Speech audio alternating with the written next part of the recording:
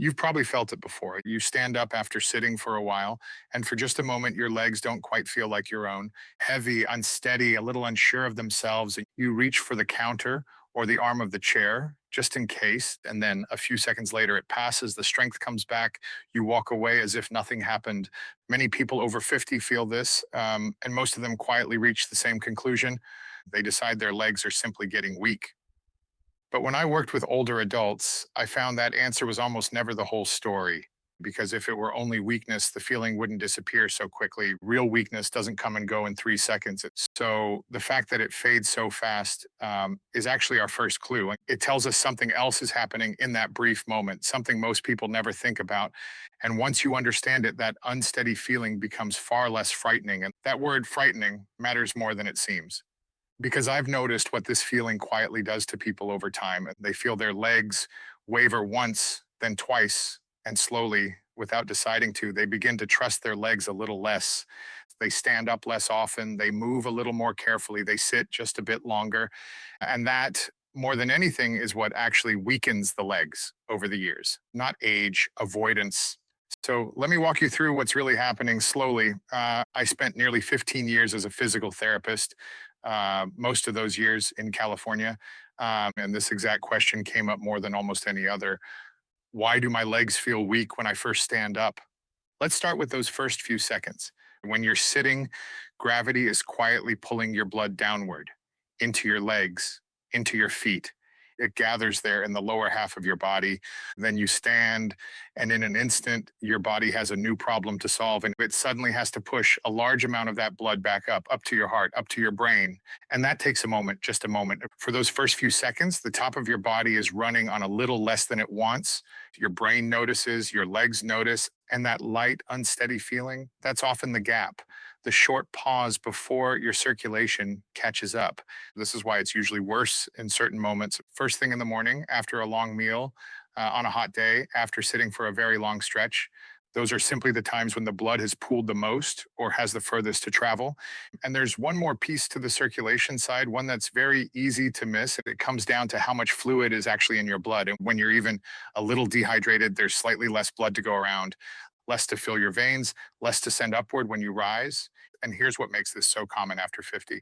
Many older adults simply don't feel thirst the way they once did. So they drink less without ever noticing they're doing it. And a body carrying a little less fluid feels that standing up moment more sharply. A glass of water in the morning won't solve everything, but it gives your body more to work with in the few seconds that matter most. Now, many people are surprised to learn this next part. And the body has a system built exactly for this moment.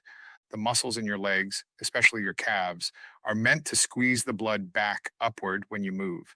Some people call the calf a second heart, and that's not far from the truth. And every time those muscles tighten, they press on the veins and push blood up toward your chest. But here's the quiet problem. When we sit for most of the day, that second heart gets used less and less, and a pump that rarely works becomes slow to respond when you finally need it. So already we have two things happening at once: blood pooling low while you sit, and the very muscles that should lift it back up, half asleep. But even this isn't the full picture yet because there's a deeper layer underneath it. And this is the part almost no one talks about. And it's not only about circulation, it's about the signal. Let me explain what I mean. Standing up from a chair is a very specific movement. Your thighs, your hips, your core all have to fire in the right order at the right moment. It looks simple, but it's actually a small piece of teamwork your nervous system has to organize. And here's the thing I most want you to understand. When a movement isn't practiced often, the body doesn't just lose the muscle, it loses the sharpness of the signal. The connection between your brain and those muscles grows quieter, slower to switch on. The muscle may still be there, but the message reaching it has faded. Now, there's one more detail here that explains so much. Your legs have two kinds of muscle fibers: slow ones for steady things like standing and walking, and fast ones for quick, sudden effort, like rising up out of a chair. And it's those fast fibers that fade first as we age and sit more. Think about that. The exact fibers you need for a quick movement are the ones that quiet down soonest. And standing up is a quick movement. So when you rise fast, your body calls for those quick fibers.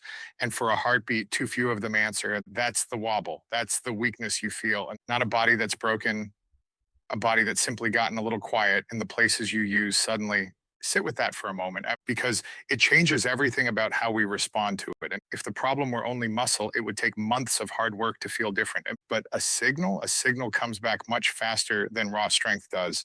When I worked with older adults, this was the part that gave them the most hope. The connection between the brain and the legs is remarkably willing to wake back up.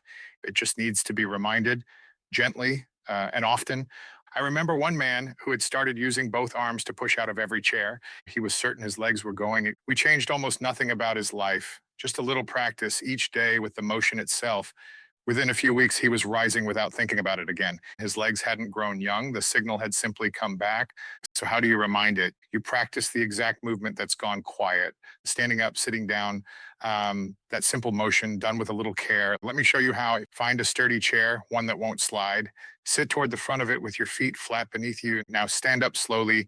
Feel your legs do the work, not your arms. Then lower yourself back down just as slowly. Don't drop. Control the way down.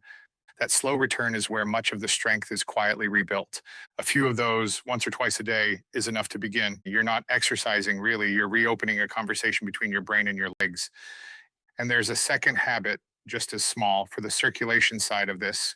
Before you stand up, don't rush. Sit for a breath, then pump your ankles a few times up and down. Squeeze your legs gently as if you were tightening them. You're waking that second heart before you ask it to work. Then rise slowly. Give your body the extra second it needs to send the blood upward. That single pause prevents so much of that unsteady feeling. And one small thing while you actually rise, don't hold your breath. So many people tense up and hold it without ever realizing they do. Breathe out gently as you stand. It keeps everything steadier inside. And if the chair's low, rise in two stages. Come to the edge of the seat first, gather yourself, then stand. You're simply giving your body a fair chance to keep up with you.